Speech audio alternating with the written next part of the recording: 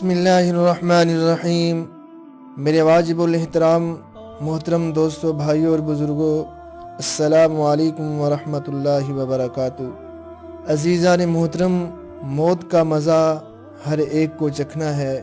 میرے دوستوں، کہا جاتا ہے کہ ابتدا میں اللہ جل جلالہ نے انسانوں کو اس لیے ہزار سال کی عمر بخشی کہ وہ اسے عبادت میں صرف کریں گے، لیکن انسان بڑے بے پرواہ نکلے۔ انہوں نے خیال کیا کہ جب اتنی لمبی عمر ہے تو کیوں نہ زندگی عیش و عشرت میں گزار دی جائے، جب بڑھاپا آئے گا تو اللہ کو یاد کر لیں گے۔ تب اللہ نے انسانی زندگی کی میعاد گھٹا کر 100 سال کر دی، تاکہ انسان اس چند روزہ زندگی کو ذکر خدا اور فکر عاقبت میں گزارے۔ لیکن انسانوں نے اس کے برعکس کھاؤ پیو مزے اڑاؤ کل تو فنا ہونا ہے کہ مقولے پر عمل کیا۔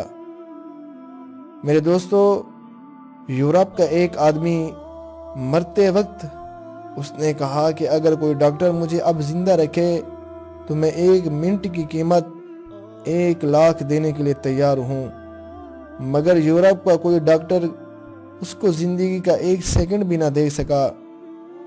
نوشیروان کو ایک شخص نے مبارکباد دی کہ تمہارے ایک جانی دشمن کو اللہ جل جلالہ نے اٹھا لیا ہے۔ نوشیروان نے کہا، کیا تم نے یہ بھی سنا کہ اللہ مجھے چھوڑ دے گا؟ ایک سادھو کی منڈلی میں کسی نے کہا، والی جے پور راجہ امر سنگھ تو مر کے بچے ہیں۔ سادھو نے کہا، بچہ بچ کے جیے گا، آخر کب تک جیے گا؟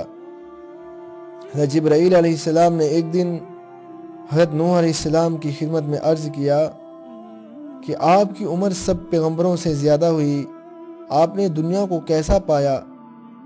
فرمایا، مجھے ایسا معلوم ہوا کہ ایک مکان کے 2 دروازے ہیں، میں ایک سے اندر گیا اور دوسرے سے باہر آ گیا۔ میرے دوستو، یہ دنیا چند روزہ ہے، اس میں ہم نے اپنے اللہ کو راضی کرنا ہے۔ اس دنیا میں آنے کا مقصد ہی یہی ہے کہ ہم اپنے اللہ کو راضی کریں۔ اگر اللہ کو راضی کر لیا، ہماری دنیا بھی بنے گی اور آخرت بھی بنے گی۔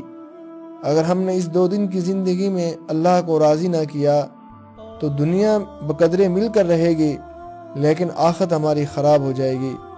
تو میرے دوستو، عرض یہ ہے کہ ہم اپنے اللہ کو راضی کریں۔ اللہ کا راضی ہو جانا یہ ہماری زندگی کی کامیابی ہے، اور اللہ کا ناراض ہو جانا یہ ہماری زندگی کی ناکامی ہے۔ دوستو، دعا ہے کہ اللہ رب العزت ہم سب کو اس پر عمل کی توفیق عطا فرمائے۔ آمین۔